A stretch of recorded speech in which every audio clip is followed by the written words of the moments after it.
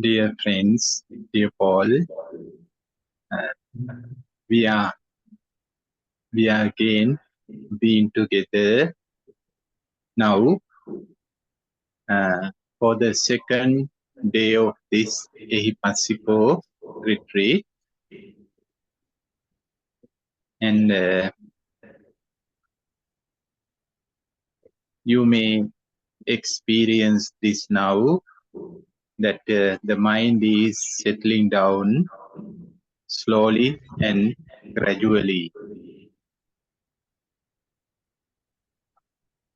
There is no hurry, and we do not expect any instant transformation.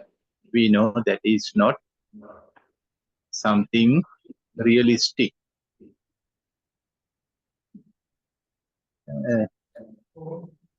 The result and benefits and changes belong to the practice, meditation, and our responsibility is to continue our practice. That's our responsibility. The rest is belongs to the meditation. So, dear friends,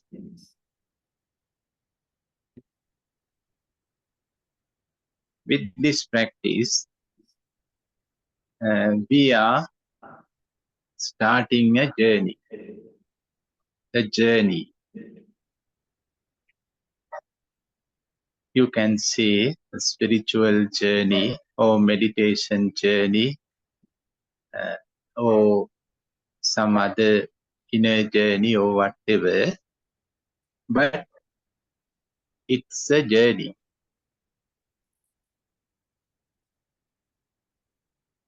And journey means we are going to somewhere. From wherever we are, and we go to somewhere.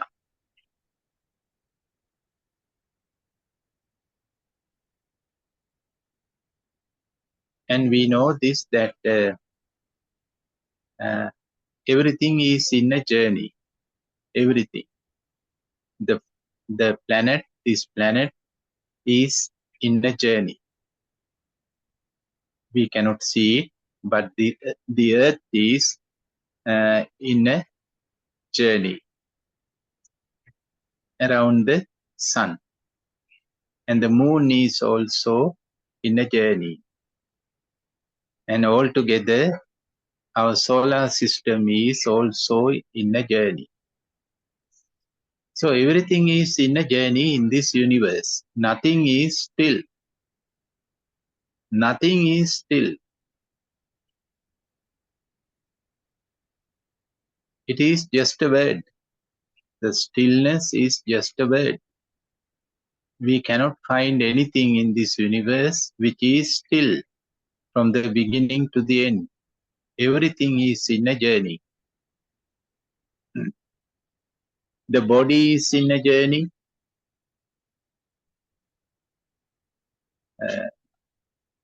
The mind is in a journey. The society, the culture, and even all the religions are in journeys. Therefore, they are not same as before.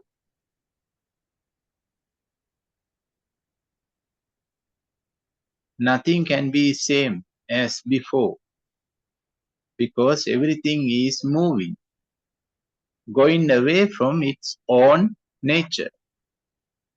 Everything is going away from its own shapes and own colors.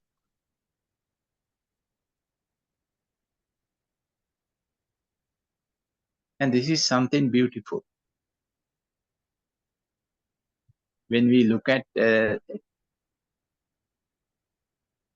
things with this understanding, then everything is very beautiful. The whole world is very beautiful, because this nature, this law is also beautiful. Everything is going away from its own nature, its own shape, its own color, its own pattern to something else, to something new.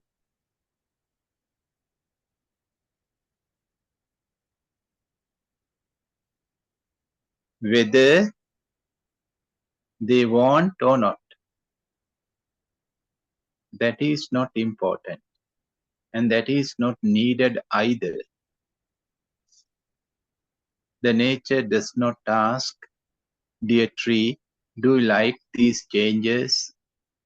Dear waterfall, dear river, do you like these changes? No, the nature does not ask this question because that is not important. If something is part of the nature, then it is changing. It is subject to change. Change means it is going away from its own shape and own color to new shape and new color. And this is happening in every moment. And it is happening to us as well, dear friends. We think we are like this. Whenever we identify ourselves, I am like this, we are like this. From this very moment, we are going away from that identification to a new identification, to a new shape, to a new color, to a new pattern.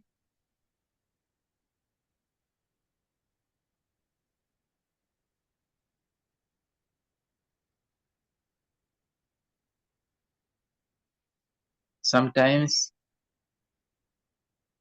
it makes us happy, sometimes it does not make us happy, but that is not important for the nature. The nature does not care about our happiness and unhappiness.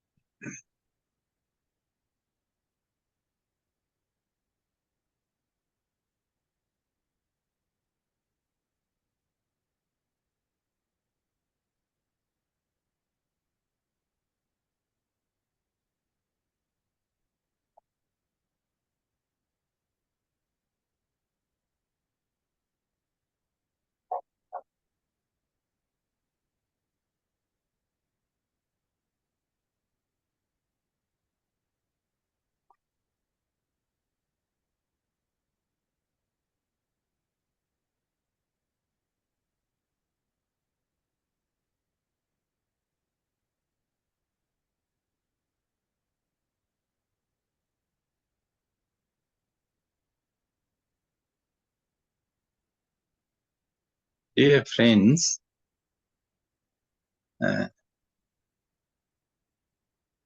so everything is changing.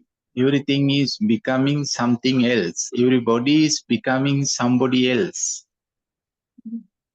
And this is happening from moment to moment.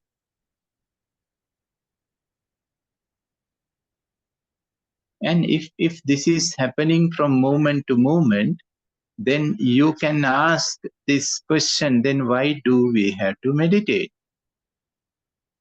Why we meditate? Meditation is a journey too. So why everything is in a journey? Then why we need another journey? Why we are getting into the car of meditation, in the vehicle of meditation, in the aeroplane of meditation? Why? It's a good and practical question.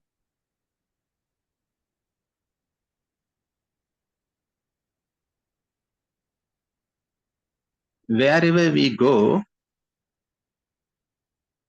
the first thing is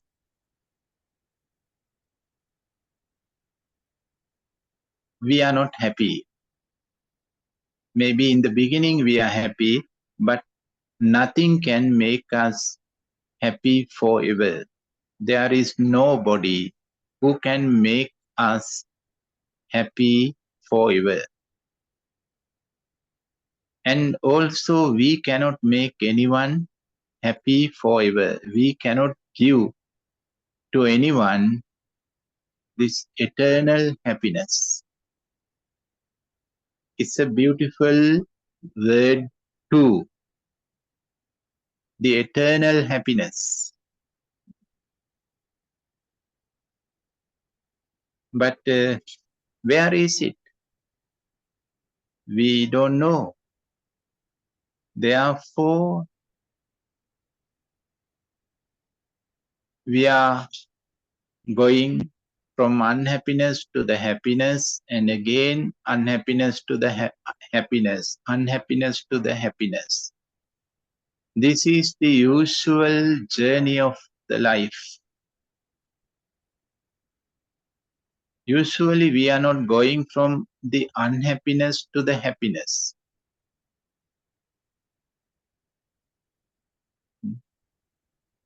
We always want to go to the happiness. We don't want to go from the happiness to the unhappiness. We make all the plans to go to the unhappiness to the happiness. But somehow the life itself goes from happiness to the unhappiness, happiness to the unhappiness, happiness to the unhappiness, because no happiness is giving us an eternal shelter. There are big happinesses in our life, glorious happiness, but no happiness is giving us an eternal shelter. There is no happiness tells us, you can stay with me forever.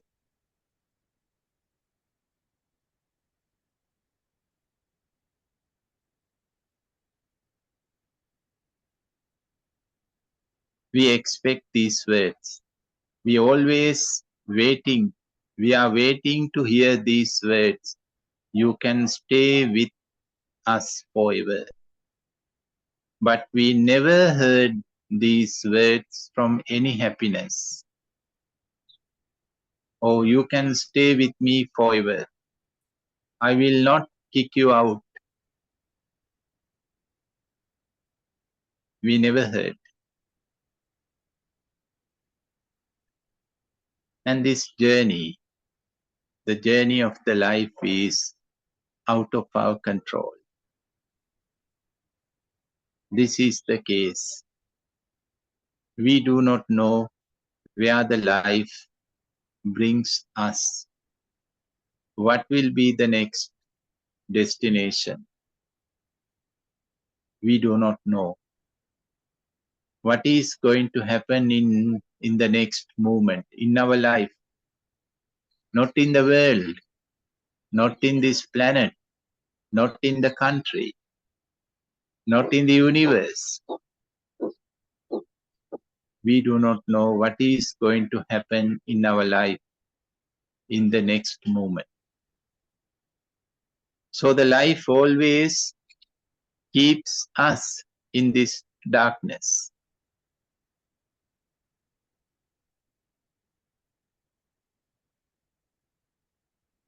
This unknown darkness, our own life, not others, not only religions, also religions keep us in some darkness, but our own life, my own life keeps me in this unknown darkness, and your own lives keep you in that unknown darkness. The life does not tell us this, what is going to happen tomorrow, where I bring you, What will be our next destination? So on one hand, dear friends,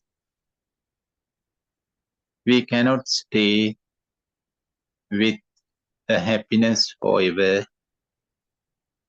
On the other hand, we do not know what is going to happen next. What will be the next happening incident? So we are in this uncertain nature.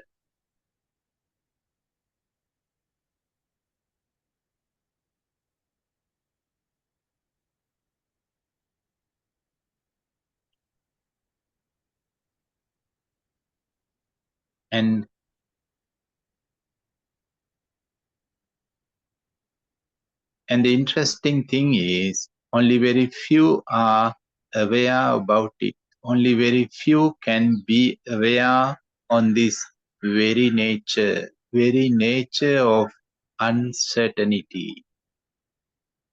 Most are not aware. Because of what? Because of strong memories and great expectations. Most are living with strong memories and great expectations.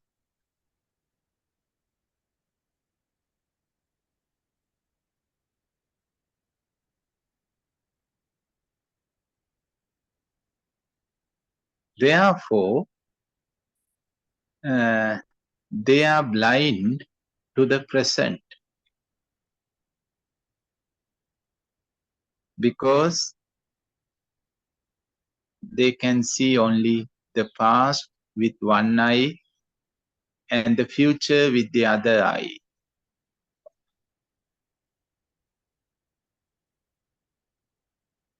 So one foot is in the past and the other foot is in the future, and they miss the present. They are not grounded in the present. Therefore, they can't feel the present. They cannot hear the present. They cannot see the present, and they cannot sense the present.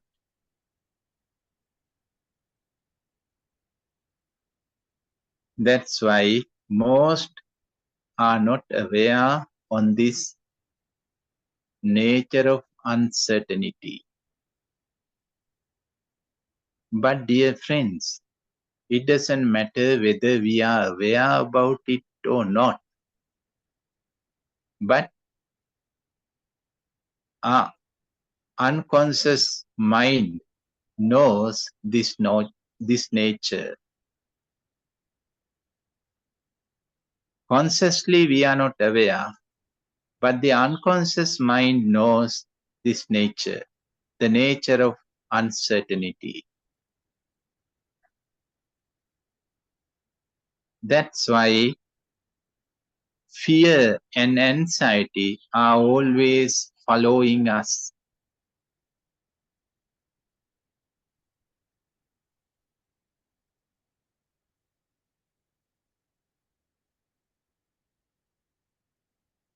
They are always behind us. Sometimes they are in front of us, but always they are behind us. The fear and the anxiety.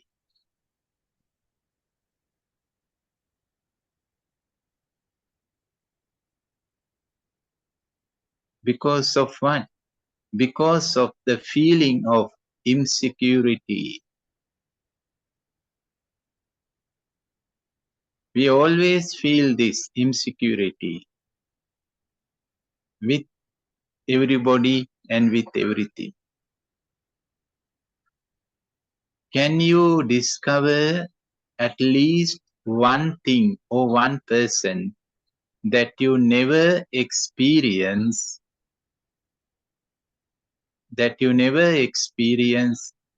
fear and anxiety? You never face to this feeling of insecurity. Can you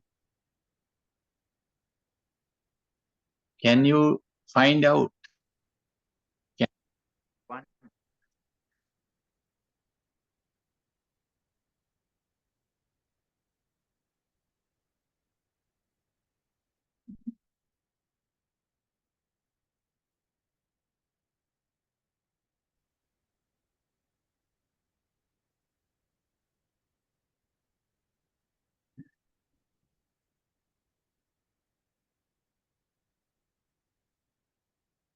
I don't know if you can hear me, but can you hear me? how about now? Now? Yes, we can hear you. Good. Perfect. Yeah, thank you. Thanks. So 99% is sure. You have confidence. You trust. We trust, but not 100%. And that 1% is more than enough for the insecurity feeling to enter into our home, enter into our house with everything, with our relationships, with our job, with financial situations, with our healthiness, even with the meditation, everything.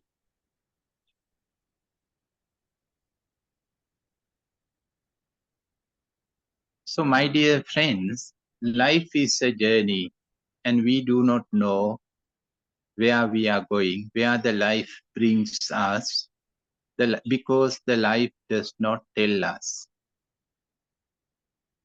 It is interesting to discover why the life does not tell us, why the life does not trust us, why the life keeps it as a secret,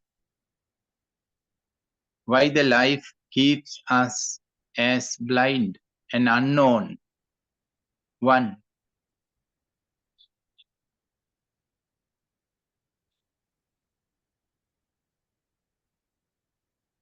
And we are going from insecurity to the insecurity, not from the insecurity to the security, not from the unhappiness to the happiness, other way around.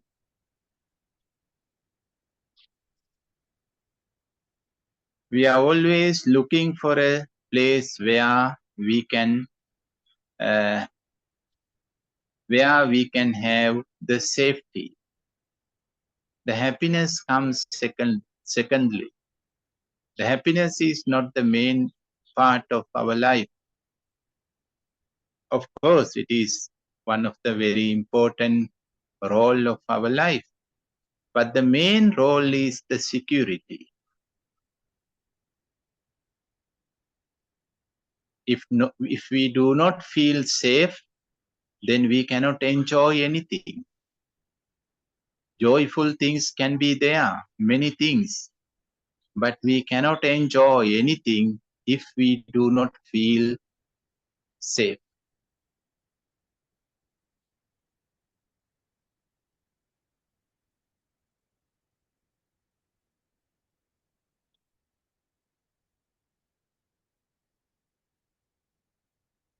Once one businessman, he met a Buddhist monk in Japan who was living in a forest, deep forest. This businessman went to the forest to take some photographs. He's a photographer as well as a hobby. So once he found this forest monk, he was meditating in a forest, deep forest. and he took a photo of this monk, and he went back to the city, to the Tokyo city, and whenever he's not calm, he's restless, that photo makes him calm. Whenever he look at the photo of that forest monk, he suddenly he can become calm. Therefore, he thought that monk is so powerful. Even his photo can gives him lot. And he make copies of these photos and distribute freely to his friends and say this is a blessing, a blessed photo. So whenever you are in a trouble, you can look at this photo and then you feel comfortable, and it works for many people. And they all said, we also want to look at this monk, meet this monk. Please bring all of us to that forest. Then this person thought this is not the nice thing to bring the whole city into the forest. Therefore, he has a better idea. One day he went to the forest alone and meet that monk and say that my friends and relatives and family members are also interested in seeing you. They want to come to the forest, but if whole city, the whole crowd of the city will come to here, then no peace at here. Therefore, can you please come to the city and stay there and give some darshan, give some your presence, and maybe you can answer to our questions, and you can stay in one of my apartments for a while, for a couple of weeks. And the monk accepted. Then he is so happy. He announced this news, and one day the monk came to the city and to his apartment. So he was staying there. And one of the evenings, so he is giving darshan, and then he is answering to the city people's questions. And while this discussion is going on, suddenly an earthquake happens. Earthquake. So everybody feels that the whole, this tower, the building is shaking. So whenever they felt that the building is shaking, then everybody run away. Only the monk, he was sitting quietly still, and it went for a while, couple of minutes. And after that, again, no harm. So everybody came back. Monk was sitting quietly, and this the inviter, this businessman, he was so upset. In the beginning, he was upset because he thought something can happen to this monk, because he didn't run away. He was just sitting there. So he was afraid. But also he was upset because monk did not take care of himself. Because this businessman think it's my responsibility to take care of this monk, but he didn't take care of himself. So if something happened to him, I had to be responsible. Anyway, he was upset, but everybody comes back. Then the monk restarts his talk wherever he stops just before the earthquake. So he completes the sentence. Then this man was more upset now. He said, are you mad now? Are you crazy? There was an earthquake. We all run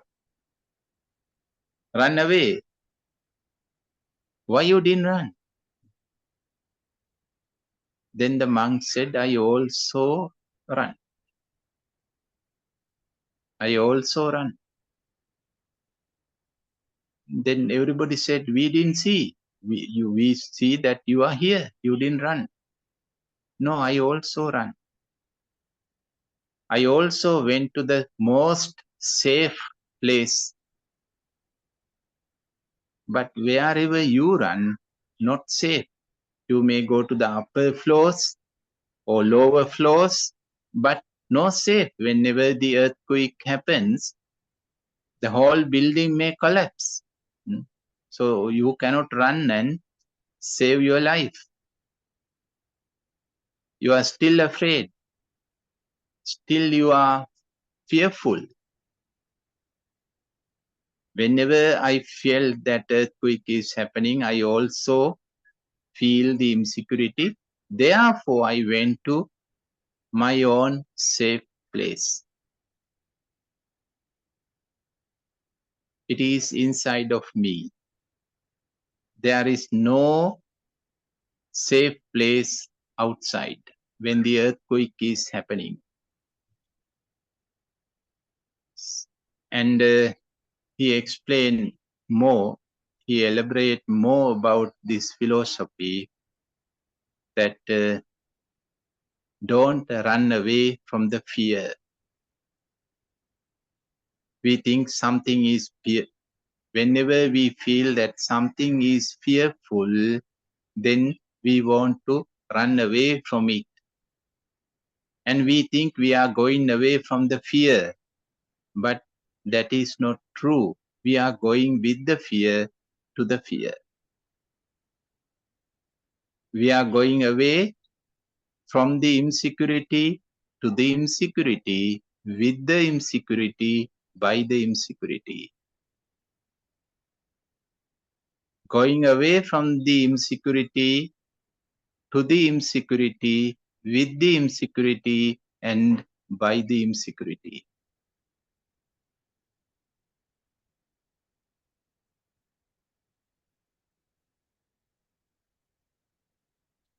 We have to discover our safe home within. So that is the journey of meditation.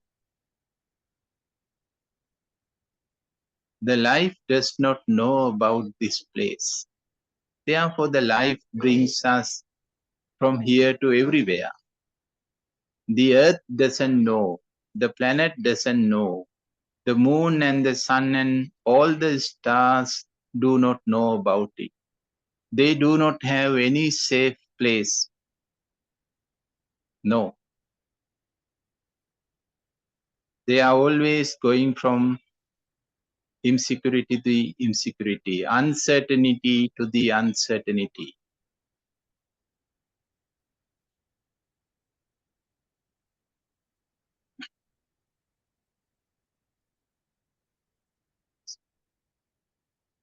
So, dear friends, we know there are two kinds of meditation methods according to the Buddhism. One is called Samatha meditation. Meditation, the Pali word is bhavana. Bhavana, that is the Buddhist term for meditation.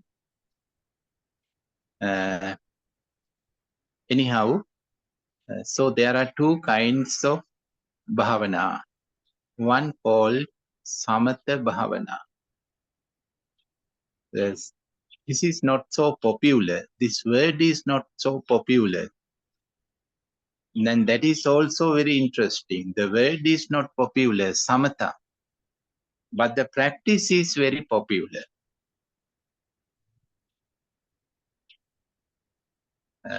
This other one is called vipassana. Vipassana, and that word is very popular, but not the practice. Under this title of vipassana, most are practicing samatha meditation. Anyhow, samatha means settling down. Settling down.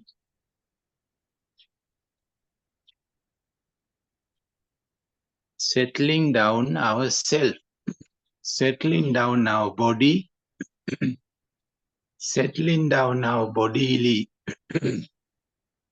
movements. Settling down our mind and settling down our mental movements.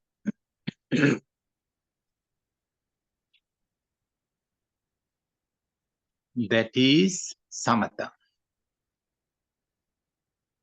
So that means our system is not settled down. The body is not settled down, even though the body is sitting in one place, but it's not settled down. And bodily movements are not settling down. So we meditate. By doing this samatha meditation, what we are doing is we settle down our body and we settle down our mind. Settle down means unsettled body is always demanding. This is then one of the signs to recognize unsettled things and unsettled people and unsettled bodies and unsettled minds. Always demanding, asking for something or asking for more and saying no, I don't need this anymore. I want that. I want more. So they are the signs of unsettledness, rejecting and expecting and demanding and complaining.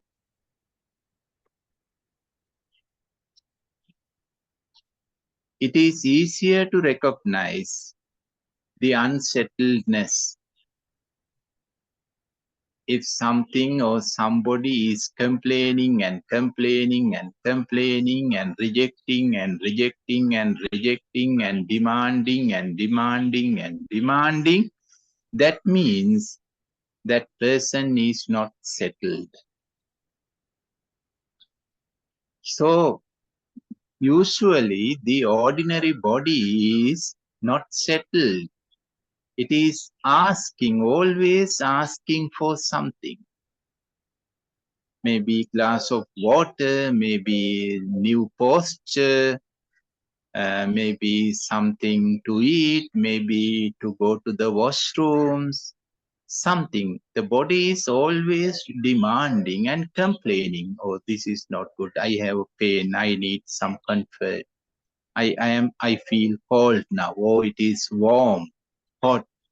So always it is if the body is always rejecting whatever it is experiencing and asking for something else and demanding, that means that the body is not settled.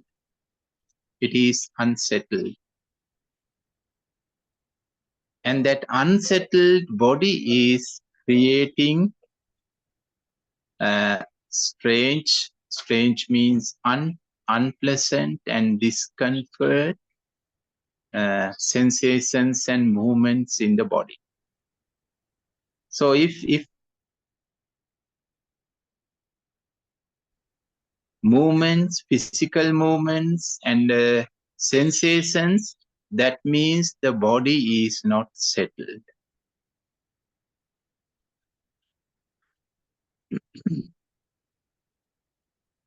And the mind too. If a lot of complaints are there, if the mind is criticizing everything, and if the mind is seeing all the mistakes and errors, and complaining about it and rejecting whatever it is experiencing, that means that the mind is not settled.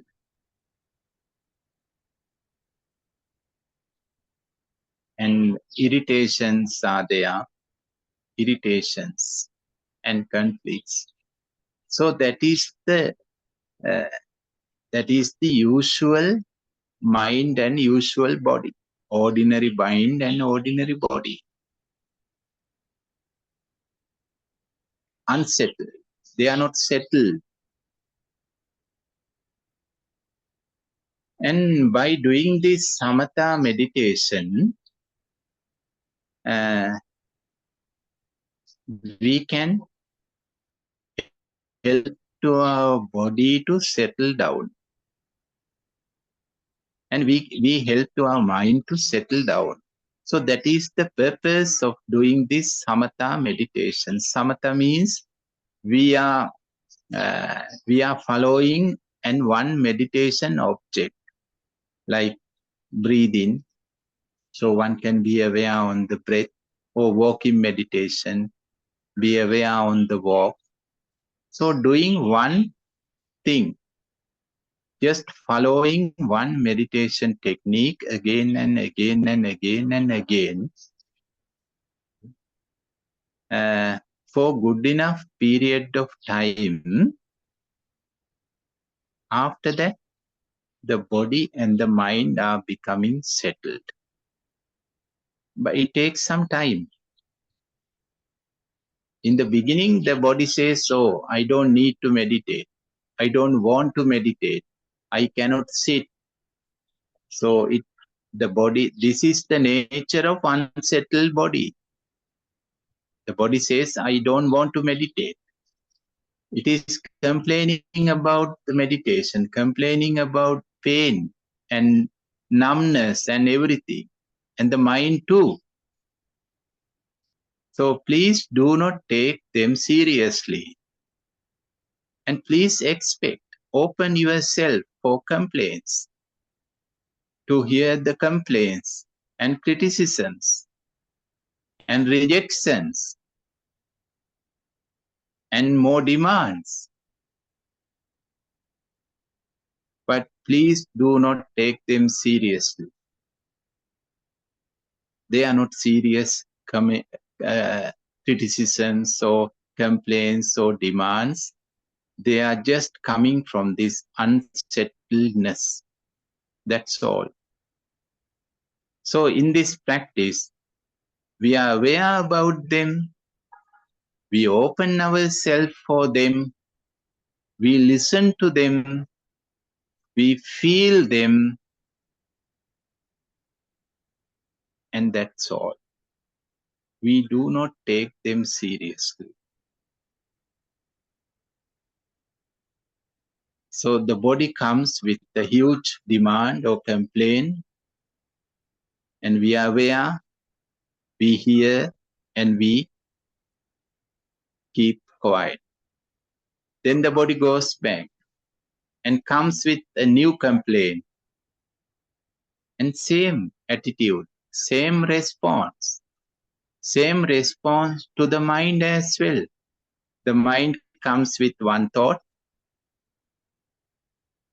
one idea, one suggestion, and it goes away if you are just aware without taking it seriously, and then it goes away.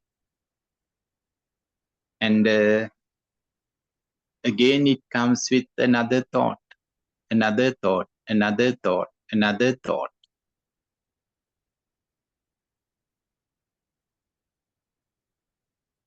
And no response from our side, neither negative nor positive response, no reactions. We are just aware, we feel, we sense, we are aware, that's all. We are neutral. So that is the basic principle of this samatha meditation. If our meditation object is the breath, then we are always coming back to the breath and stay with the breath as long as possible. So it doesn't mean that we have to sit for 8 hours or 10 hours. No, even for 45 minutes, that's enough. For one session or 1 hour is enough. But we continue this practice, sitting, walking, standing, sitting, standing, walking. The practice goes continually. Then within actually short period of time, we can see that the body and the mind are becoming settled down. They are settling down. In the very beginning, less complaints. In the middle of the practice, full of complaints, full of complaints, full of rejections and demands and criticisms. That's the peak.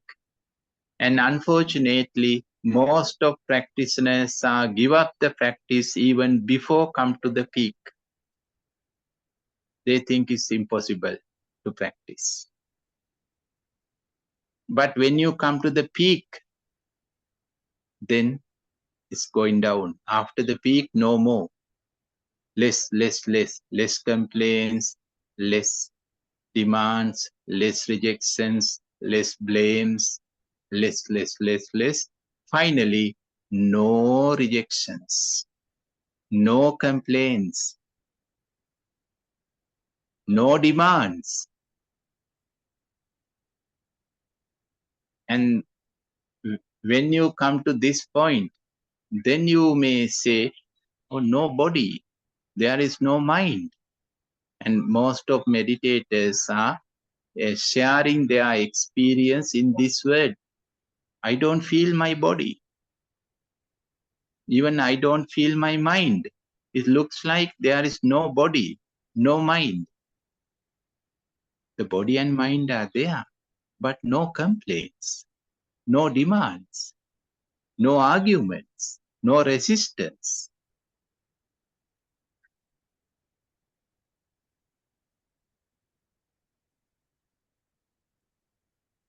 So when we come to that point, or when we go there means it's inside of us. So if we can go there, then whatever happens outside, it doesn't affect to ourselves. The body does not react. The mind does not react. And no fear, no anxiety, no feeling of insecurity.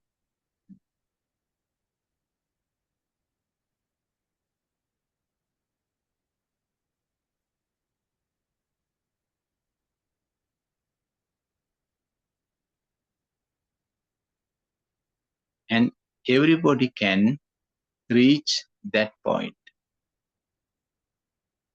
Everybody.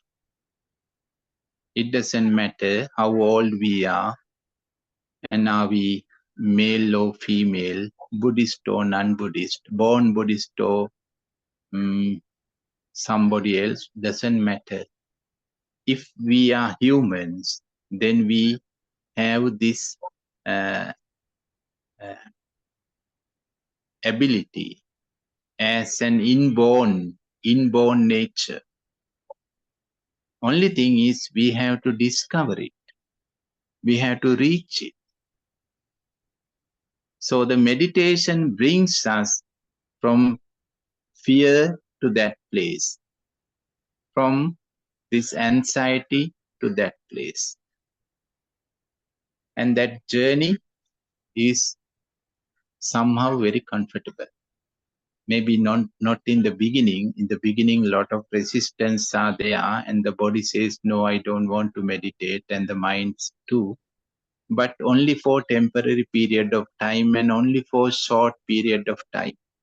But after that, whenever the body starts to feel the benefits of meditation, And whenever the mind begins to experience the benefits of meditation, then they want to continue the practice. Even you do not want to meditate, but they ask you to meditate. Sit, don't change the posture. Let us continue this practice for another 10-15 minutes. So we have to come to that point. Then the journey becomes so comfortable. Then you don't have to make a lot of effort. No struggle anymore.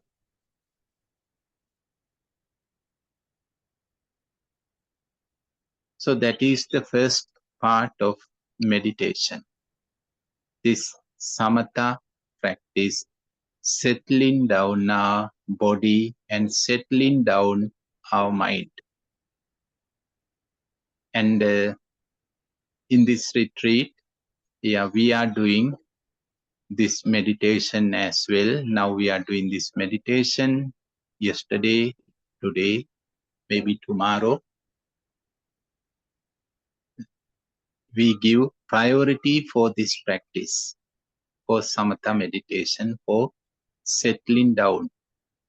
If the body and mind are not settled down, then we cannot go any spiritual journey. That is not possible. Then the vehicle is not suitable for the rest of the journey.